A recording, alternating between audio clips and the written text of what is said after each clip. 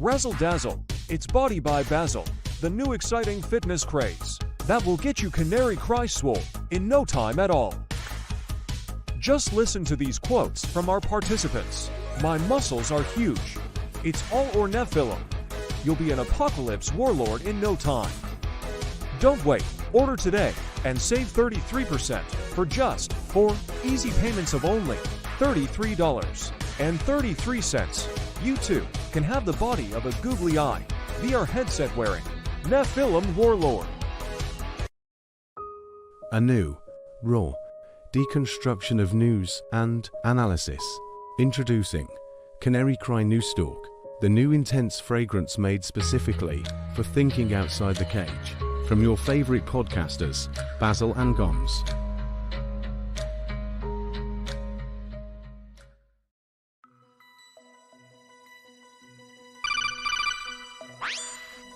Gons, can you hear me? I'm hearing reports about a prototype Flippy arm. Don't tell me. Flippy is coming for our jobs. That's right. You know what this means. Yeah, it's wake-up time.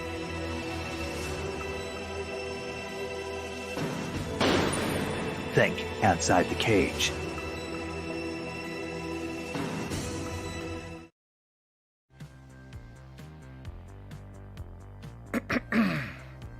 Okay. Let's see here. We're doing it. We're getting the show started, folks. This is the pre-string. Ever heard of it? That's right. Oh. I can't tell if my waveform. And over on Rumble, we got Bibu Zuzu, Jawanda, Joydar, One Lousy Petunia. We got the power team over on Rumble there. What's up? Equo26 is over on YouTube today. What are you doing, Equo, on YouTube? Get on over to Rumble. What are you doing? Martin's there. Zach Purr. Warrior Chick Jan. Might be Cody. Ellie's over there on YouTube. What's up, everybody?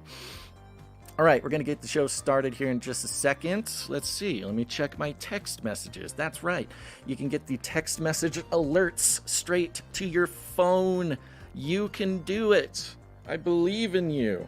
Yeah, if you want to make sure to get a notification every time we start the show, you can sign up for text message alerts. Don't worry, we don't sell your information. We don't even take any information. We don't have anything to sell. But if you text the word Canary to 877-740-3226, that's Canary to 877-740-3226, you'll get a text message from me 3 times a week, once before every show starts. Just a good reminder. Sometimes there's some links in there. You know, it's a good time. But the fun part is you can text me back at that number. Now, here's the thing. We cannot carry on a conversation because it's very expensive, this service that we pay for. Thank you, producers.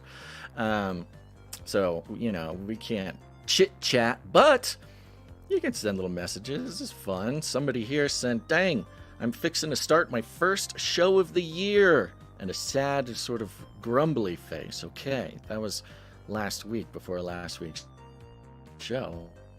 All right. Are you starting a podcast, or you're starting, oh, this is the first Canary Cry News Talk you've listened to this year. You're late. Yeah, you need to get on the ball. Somebody said, love the shout out to Bazzy in Gonza's email. Heart. Yeah, wasn't that fun? Hey, that's a good pitch for the newsletter. Guys, if you're not on the newsletter list, you're missing out on a lot of great Canary Cry content. Again, we just send it out before every show, so you can not only get all the show notes, get all the links, get all the art, but there's always a little note from me. And last email had a wonderful long note from Gons. That was very touching, all about how I'm his favorite person in the world, and also something about AOD4. I don't know. I didn't read it. But thank you very much for that. Let's see here. Somebody says, what up, guys? Really cool. Can't wait to watch. Carry on. Thank you. Somebody says, little late for the best show ever. Yeah, that's true. That is true. Somebody says, wild robot movie. Question mark, exclamation mark. This wild robot movie. Okay. I don't know. I'm going to have to check it out. Somebody says, love hearing your program. Somebody says, sending an email to Proton for my note. Okay, I should probably check Proton Mail. Thank you. Pizza Rat says, hi, have a good show with no tech difficulties. Jesus' name. Thank you very much, Pizza Rat. See, there you go. Somebody said, did someone say time travel? Let's go. Let's go, folks. Remember, go to canarycry.tube. We are reaching our goal, but we need more monthly signer-uppers over there. So get on the Age of Deceit for focus group at canarycry.tube. Let's get the show started. The world is getting crazier. People are acting more and more insane. The end of the world is tomorrow. Tomorrow. There's only one thing to do when the world is falling apart. Listen to Basil and Gonz as they discuss this week's news and events through the lens of Bible prophecy. You are listening to Canary Cry News Talk. You're listening to Canary Cry News Talk. Today is March 11th, 2024. And this is, we are live to tape on episode 722. And today, KONA Blue BBQ. Signing on from Off the Grid, Razzle Dazzle. I'm your best buddy, Basil. And you are not crazy. And my name is Gonz. And Gonz is, there he is. Yeah? What? What?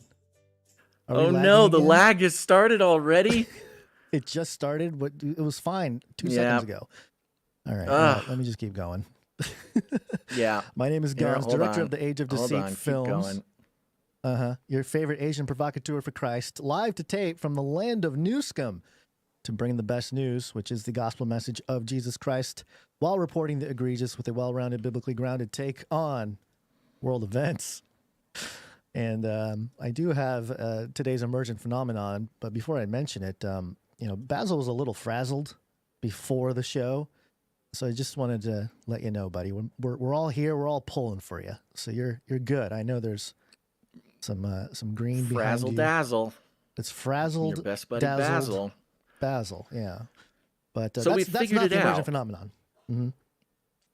We figured it out, which is the lag is so laggy, and you need to turn off your background too, Gonz. Okay. Because something about this recording platform, for no reason, it's never done this before, but it just started doing it a couple weeks ago, maybe last week, where if we are using our virtual backgrounds, our green screens, then and recording a podcast, because it doesn't happen when we're not recording. We are on this call for hours before we start the show, and it's totally fine. How's that? It's the second we hit record, we got to turn off our backgrounds, which is so sad. It's so, we try our best well, whatever. to have it's a year professional of show revealing. Around here. You get screaming during the lag. Okay, sorry.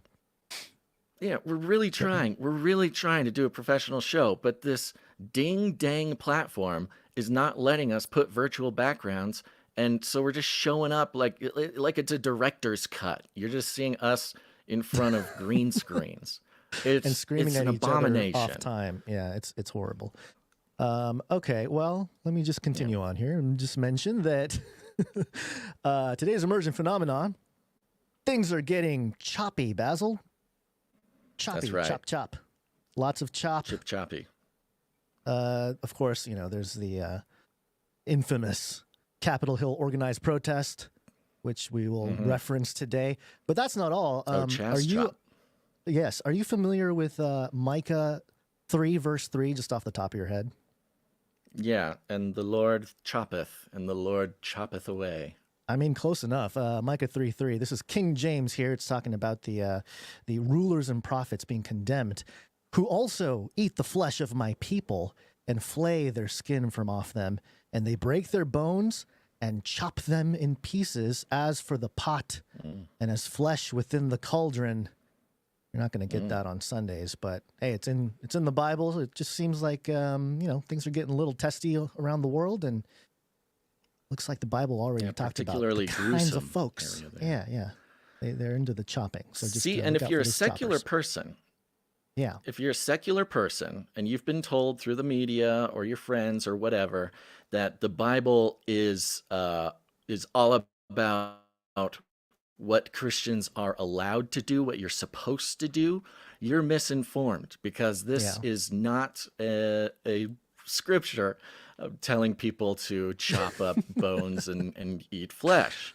You see, there's a lot of stuff going on in the Bible that you just don't understand if you're working on the media's claim that the Bible is chock-a-block full of what you're supposed to do. Come on, folks. As the late, great Michael Heiser would say, it's literary.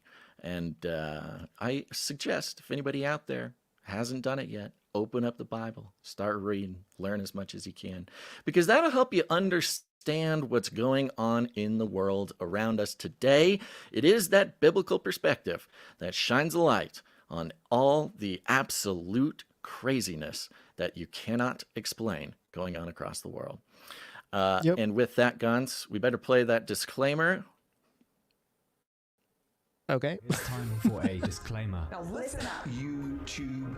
That's right. And just for all the content moderators and censorship managers out there, be they robots or humans, everything you hear on this show comes directly from the mainstream corporate news media. We do not claim to be experts on healthcare, geopolitics, military strategy, corporate law, or the moral and ethical implications of any of these topics, nor do we implicitly or explicitly support or subscribe to any sources or narratives containing misinformation, disinformation, or malinformation, as defined by the Department of Homeland Security. We're good boys. All right, YouTube, we're good boys. I love lag. That's right. We're good boys, YouTube. And let me give you a little bit of a rundown, Guns. Oh, look, here's Basil. Let me bring you up to speed.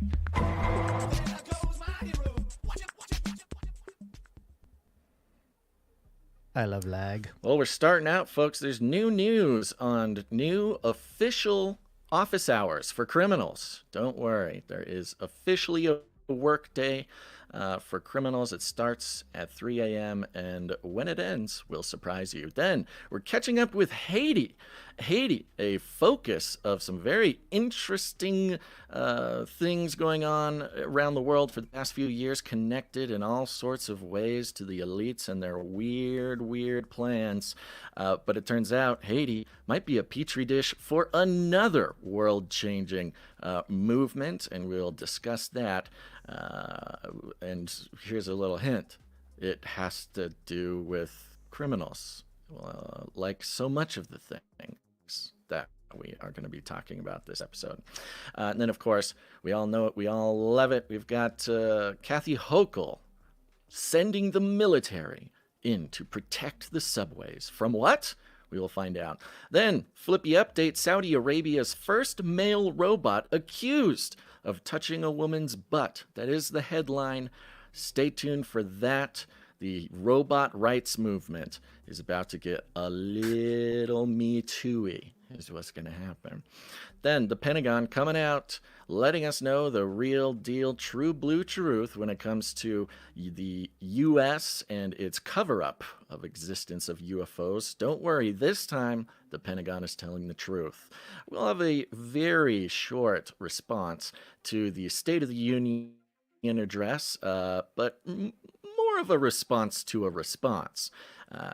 In case you were hoping that we are going to do a line-by-line review of the State of the Union address, we apologize. You're going to have to go to Tucker Carlson for that. Then at the end of the show, who owns Antarctica? But first, Gons, our lead stories. Build back better. Build back better. Build back better. We will build Babylon better. This time, a new world order. Yeah, new world order, as always.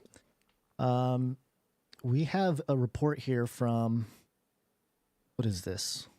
WPXI from Pittsburgh. And the headline here is Big Changes to Pittsburgh Bureau of Police Staffing Are in Effect. And we do have a video. Big changes. Yeah, big changes. We do have the video clip here. Give me 1 second whilst I pulls it up.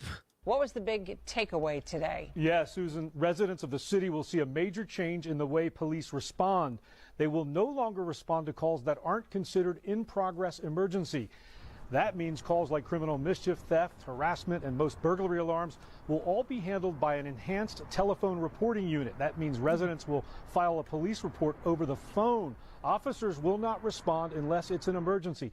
Also, between the hours of 3 a.m. and 7 a.m., there will be no officers at any of the 6 stations throughout the city. Call boxes that link directly to 911 have been installed for people to use in case of an emergency. And during the overnight shift, there will be as few as 20 officers to cover the entire city. The chief said today the data supports that. Yes, it's enough to cover the entire city in those hours when we have 8% of the time people are calling. I'm confident in the decisions that we make that it impacts this bureau and the city in a much better way than we have in the past. Now, the chief also acknowledging today that some of these changes are due to staffing shortages. He's down to 740 officers, well below the 850 they would like to have. Yeah, so there is a shortage A in much staffing. better way, Gons. That police chief, I'm not, look, I'm not trying to be mean. He seems to be trying his best. He did but pause. Does not seem Right does before not he seem said to be better. very confident in his ability. So in case you missed it there, they are, first of all, not responding to anything that is not in an active emergency in process. So fine. Okay. I understand. It's not actually the first time that we've seen something like this. But to basically have no police on duty between 3 a.m. and 7 a.m. because that's when only 8% of your emergency calls are made. And forget the exact line. We might need to play it again. But he says, this is going to better serve the people. Better serve the people by not answering the phones to the police station from 3 a.m. to 7 a.m. And look, I get it. I mean, you could almost get tricked into thinking that this is not, the worst thing in the world, because he makes the point, hey, only 8% of our calls come in between 3 a.m. and 7 a.m. So, that was the time we could sort of afford to not answer the phone and not have police on duty. So, yeah, the problem is you're going to need, that is going to quickly go from your least amount of crime time to your most amount of crime time. Even without actual crimes, people just taking advantage of this situation to exaggerate things. Yeah. Instituting office hours for criminals. Yeah. 3 a.m. to 7 a.m. is now the best time to commit crimes. Where was this? Philadelphia, Pittsburgh. Yeah. Pittsburgh's population being around 300,000 from what I understand. So, and what's so funny too is all the criminals will stop committing crimes during the day because they know if they just wait till 3 a.m. to commit this crime, they're going to get away with it. And so you do this for a year and the stats will show that daytime crime has gone down. Look, we stopped answering the phone at night and daytime crime has gone down. I am a genius police guy, police boss man. See, my plan worked. When in reality, we're just going to be, all the criminals are just waiting till 3 a.m. to commit all their crimes. And, to say that look, only 8% of our calls come in between 3 a.m. and 7 a.m., so we can just stop answering the phone and let all the cops go home, it only sounds like a good idea in the weird, twisted worldview mindset that for those who sort of base their worldview on statistics. If you trust the science and you trust the scientists and you really base everything on data, you might think it's a good idea that they're not answering the call and there are no cops on duty at 3 a.m. because it's only 8%. But what is that 8%? The crimes that somebody would be calling at 3 a.m.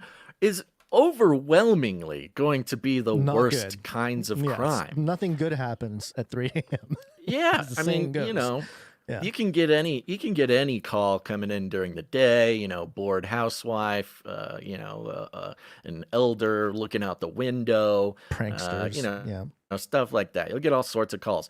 But somebody's really only calling the cops between 3 and 7 a.m. when something horrible has happened.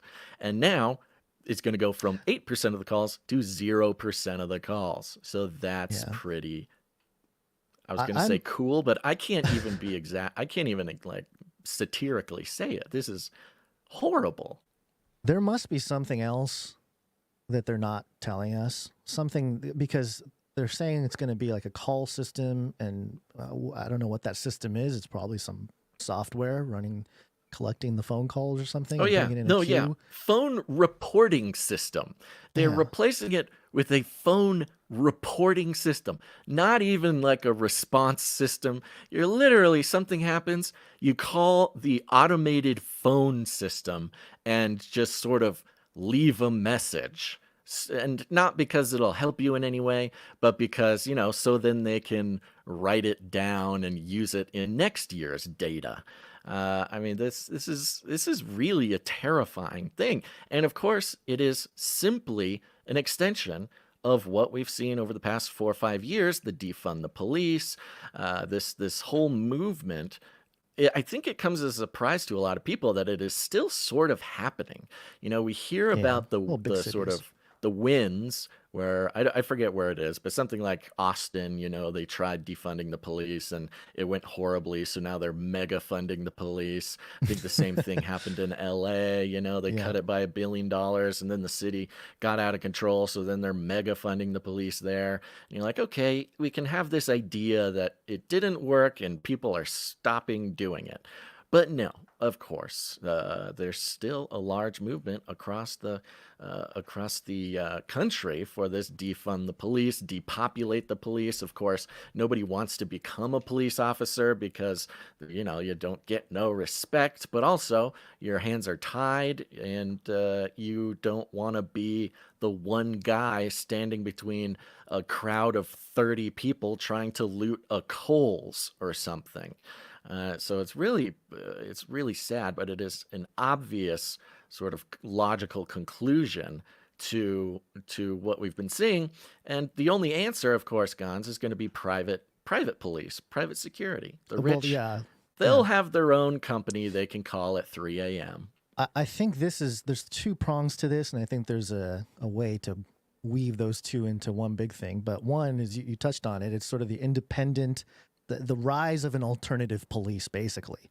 Everything's becoming alternative now. So in terms of private security, in terms of your own individual security, it's a shift in social values that's taking place in front of us sociologically, the pressures that this type of thing presents, because traditionally in America, we're born into a system that, hey, something goes wrong, you call the police and they come help, at the very least, they come help. And when you take that away, the idea, at least. The idea, that's what I'm saying. It's the idea. When you take that away, psychologically, it changes people's priorities when it comes to your own personal safety. And so that's one side of it. The other side of it is, and it might go hand in hand with this private thing, are the robots? Where are the robots? Are there robots that are, chomping at the bit to start monitoring the streets, while they let the statistics do whatever they need to do to roll out those robots with this, it really is like the only experiment. option. The only option to recover from this bad choice is for them to, they could just reverse it, but they're not going to do that. No. But they're just, going to get the robot dogs. You'll get a bunch of just watching the streets. Yeah. Just walking around. Yeah. A couple dozen of them just walking around, just reporting, I guess. You're not going to weaponize them yet, but... Between 3 and 7 a.m. is kind of late. People getting up, going to work and stuff at like 5. So if you're getting up early, you're going to run into one of these spy dogs not spy dogs, watchdogs, I guess, robot watchdogs that are making sure the neighborhood's safe. I don't know. There's all kinds of problems there. But Yeah. So putting those two together, the rise of privatized robot protection might be a thing as we move forward here. So for sure. Into all your flippy no, stuff. It's really crazy. We're going to see a lot more of it, unfortunately, and even more unfortunately, it's kind of a theme today, Gons. Yeah, when we look worldwide here. And you shall hear wars and rumors of wars. World War III. We can fight the Third World War down there. Yeah, it's like the Third World War. So there's clips being shared all over social media on X. This is an AP clip. I'll describe it the best I can. There's just some footage in Haiti, people running away. This is Port-au-Prince. And I mean, if you're just looking at the footage, you really don't know what's going on. It's just people running away. There's some military trucks and tanks in the distance. And yeah, it looks like there's a little bit of chaos, but not quite sure what's going on. Military men in the street holding guns. So, New York Post will help us explain what's going on here. Gang leader named BBQ is now most powerful man in Haiti as U.S. evacuates Americans. It's come to this. Cool gang leader name. BBQ. Yeah, somebody make barbecue coin. See how that does. Haiti's most notorious gang leader, known as BBQ, may be the most powerful man in the nation, as the prime minister remains unable to return home. On Sunday, the U.S. announced that troops had evacuated Americans from the U.S. Embassy and additional forces were brought in to secure the diplomatic compound in Port-au-Prince. Jimmy Cherzier, I think that's how you say it, leader of the notorious G9 and family gang, is in command of the bulk of the gunmen stirring anarchy in the capital, and he vowed to fight until embattled Prime Minister Ariel Henry resigns. Quote, "I am ready to make an alliance with the devil, ready to sleep in the same bed as the devil," end quote. Cherzier told his supporters last week as his fighters destroyed police stations and other government facilities. Now, again, we just did that story about the police not answering calls for a few hours each day. It's a good time for, the Pittsburgh barbecue, Pittsburgh version of barbecue to come in and do some damage there and maybe take over some locations if there's not a lot of resistance. Basically turns into the Purge every night from 3 a.m. to 7 a.m. Seriously. Some claim that the rifle-wielding 47-year-old mobster's nickname comes from his penchant for setting his victims on fire, though he says it's an old moniker his mother gave him as a boy. He likened himself to Martin Luther King Jr. during an interview with the New Yorker last year and was previously a member of the Haitian National Police. He was expelled from the force in 2018 for alleged ties to a number of horrific crimes, including the slaughter in the La Saline slums, in which 71 people were killed, 7 women raped, and 400 homes were burned down, according to official reports. Cherzier, who denied any wrongdoing, went on to take over the G9 family, which controls many of the slums and streets of Port-au-Prince. The gang leader's influence in the capital is so large that many view him as the man who will take the reins as Henry's administration struggles to maintain order. Quote, "Unfortunately, barbecue is now the most powerful man in Haiti," end quote. Judes Jonathas, as independent consultant based in Port-au-Prince, told The Guardian. There's some pretty powerful images here. People hurt, some fires being set. Just goes on to talk about how it's been declared a state of emergency, and the U.S. pulled out people that were at the embassy per protocol, airlifted out of there. This was interesting down here. U.S. officials have said proposals for sending a UN-authorized security force to Haiti have been unsuccessful so far, with Henry failing to secure a deal in January while in Kenya. So it's one of those interesting, because we've always talked about, that UN army, when the military arm of the UN starts policing around the world, this is sort of the police state conspiracy theory. And in this case, it's like, he couldn't secure them to come, and it didn't happen. Look what happened. Look what happened when you couldn't get the UN to restore order. No, that's a great point. I mean, first of all, I wonder how much the CIA is paying barbecue for, yet another destabilization of Haiti and other South American countries. Yeah, they must have been so excited when they're barbecue. Give this man millions of dollars for the coup. This is obviously a U.S. intelligence play here. We, not for nothing, it's on the books. We have tried this in so many South American countries. We have succeeded in many South American countries. The U.S. has been doing this since the 60s, in Cuba. And the idea that a street gang would take over the government doesn't just happen. It just doesn't happen. It happens when the U.S. intelligence agencies come in and, have a specific goal in mind. People and then, stuff, of course, the UN. Here's what I would be very curious. If there was a vote on this at the UN and who said no. Who was it? Was it the U.S.? Did the U.S. veto the vote to not send in the UN, to attack their good buddy barbecue? I would almost bet on it that that's how that worked. Yeah, they're like, no. Barbecue's our asset. We want him to take over. So no on that. For sure, barbecue's an asset. Is no question. Oh, man. Yeah. And I don't know if you want to look it up now. It'll take too long for me to do it in VR, but I would be curious because they don't give any of the details about the vote in this article, do they? They don't say like Security Council authorizes multinational security support mission in Haiti for initial period of 1 year, vote by vote of 13 in favor with 2 abstention. This must be a different thing. I'm finding this. This is from October 2023. Oh, well, I don't know. I don't know what they're talking about then. This kind of stuff takes a little digging. Make sure that you find information. Did the article not just say that the vote was against sending in the UN? Yes, it did. Yeah. So the article said that. So the article is saying the opposite of what you're looking at.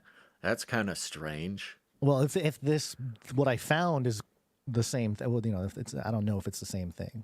Sure. So maybe they approved it in October, but then have disapproved it. I mean, that's a pretty short timeline. It's very strange. It is weird. And again, the only thing that makes sense is that is the way it was supposed to be. Yeah. Not only because whatever, it's sort of intelligence or national security benefit we have for the government of Haiti collapsing. Wasn't Haiti, of course, Haiti, a long storied battleground for the elites of the world. But wasn't Haiti one of the anti-vaccine countries? I don't remember. Or am I thinking of something else? You might. I don't remember. I don't remember the vaccine situation. Yeah, I remember somebody in the UN talking Haiti, about how we got to get him. I think. Yeah, I don't know. Are we having delays, or are you looking something up? Are we still lagging? Like, what the heck is going on? I can't tell what's happening. There was some assassinations a couple of years ago. Real quick, we have to figure this out. Are you recording locally? Do you have the local recording going on? Yes, on this? I do. Yes. Can we turn it off? My local recording? Do we need this local audition? Recording thing? No. On StreamYard. Oh, on StreamYard. Yeah. Hold on, let me see. Yeah, because it says you have low storage space, so that's going to be a problem. But if we don't need the local recording of our independent videos, we need to just cut it because it's ruining the connection. While we're live? That's a good question, but I don't know the answer to it. Sorry, folks. It is just so laggy, so bad, and I'm tired of living with this. We can't just keep doing it. Now, just for some context, folks, the StreamYard we're using, they have an option where the video can record on each person's computer independently in case you want the sort of raw video of each of you for editing purposes, but we never use it. I don't know. I mean, it seemed like a cool just gets stored thing to do, just to have, but it has caused nothing but problems, and it's basically crashed Gonza's computer multiple times, and it's making this show extremely laggy. So if we can turn it off, that would be great. Do we have to stop the stream to do that? We might have to, yeah. But maybe we can just kind of keep moving along here. Are you looking? Now. I did look. Yeah, I was kind of poking around. It looks like the only way for me to do it is to end stream. So choices, decisions must be made. Okay. So the leadership of Haiti refused vaccines. And yes, remember, there was 3 presidents of Haiti. There was an assassination. There was a conspiracy theory. Yeah, that they were assassinating for refusing vaccines. So Haiti was one of the countries that was not playing along. So it stands to reason that, Hey, I'm not saying there's any conspiracy afoot. I'm just saying if your country refuses to receive the generosity of, the world vaccine establishment, bad things happen. It's just because you're making bad choices. If you don't want a gang led by a guy named Barbecue to topple your entire government and take control of your country, then you're gonna want to get everybody vaccinated. It's safe, it's effective, and the vaccination keeps gangsters named Barbecue from performing a coup in your country. Yeah. One of the things that came to my mind for whatever reason, this somewhere in the memory bank there, was the mention of Haiti being the 51st state in the United States. And I believe there have been many references to many different places as the 51st state. But one of them is Haiti, and it was Time columnist Mark Thompson who suggested that Haiti effectively became the 51st state after 2010, the Haiti earthquake, with the widespread destruction prompting a quick and extensive response from the U.S., even so far as stationing the U.S. military in Haitian air and seaports to facilitate foreign aid. So just another one of those points about maybe this is some kind of a blueprint or some kind of a early strategy, a glimpse into what they have planned, rolling out to different cities across the U.S. to as part of the balkanization going on in the United States. And speaking of which, we have this report here from WAPO, they're talking about the National Guard and talking about the UN and these other military groups coming in to sort of monitor stuff because it's getting a little rowdy out there. Washington Post has the headline, "Why National Guard Troops Are Being Deployed in New York's Subway." And I believe we have the report for that as well. And let me get that up and play it. Here we go. Members of the National Guard searched the bags of subway riders at Grand Central. It's something many New Yorkers haven't seen since right after 9/11. And this just hours after Governor Kathy Hochul made her announcement deploying the Guard, state police, and transit cops to assist the NYPD in random screenings to combat crime on the subways. I'm here to take action. The aggressive move to deploy the National Guard into the public transit system comes after a subway conductor was stabbed in the neck last week and another rider was shoved onto the tracks. Incidents making up a rash of violent crimes underground since the start of the year. There are crazy people in the subway, so I don't think it's a bad idea. And just today, there it is. Another MTA conductor was hit on the head with a bottle on a subway in the Bronx. It makes it appear that New York is the nation's biggest city. Is a place where criminals are in charge and the people who are trying to live there aren't. Political consultant Hank Scheinkoff says because the state is in charge of the transit system, the governor had to do something drastic, especially since this is an election year where Republicans often portray blue cities as soft on crime. The subway is the lifeline of the city. If it doesn't function, if it isn't safe, the city goes down the toilet with it. Critics are already questioning how effective random bag searches will be in reducing crime and whether doing so will damage New York City's reputation as a place Mayor Adams repeatedly calls the safest big city in America. Well, realistically, there's over 1,000 subway entrances. Only a small number of them will have troops at them at any given time. People can refuse to be searched. People can find a different entrance. The likelihood of this actually preventing any crime is incredibly small. Well, the mayor says the spike in crime is largely due to a relatively small number of repeat offenders. He and the governor are hoping these random bag checks do something to deter crime. Yay. Yeah. I mean, that guy really wraps it up there at the end. Obviously, I mean, it's not meant to stop any crime, obviously. There's two things here. First, politically, it's obvious it's a political move for Kathy Hochul in that, she doesn't want to be seen as light on crime. I love the report, how it said, Republicans are portraying blue cities as light on crime. Look, they don't need to portray anything. Blue cities are light on crime. That's the whole point. But more than anything, what this is, because specifically it's not a very heavy presence, it's not very effective. Talk about the efficacy. They're just doing random bag checks. First of all, if you're worried about people bringing knives on the subway, they're not going to carry the knife in their bag. So you're just slowing down people's lives and you're literally not going to do anything. Or the other option is maybe they're not just looking for knives and weapons. Maybe they are specifically looking for something more terrorist oriented. Maybe, I don't know. It just doesn't make any sense. But more than anything, full of vials of some substance. More than anything, it just like a 9/11. And we remember they mentioned 9/11 in this report. They're saying, hey, New York hasn't seen this since 9/11. So it's very triggering.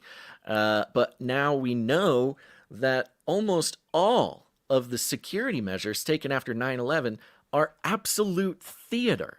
The TSA, the scans getting on planes, the whatever, the whole thing is called security theater, and more or less it's been admitted as such. So what you have here is security theater in the subway of New York.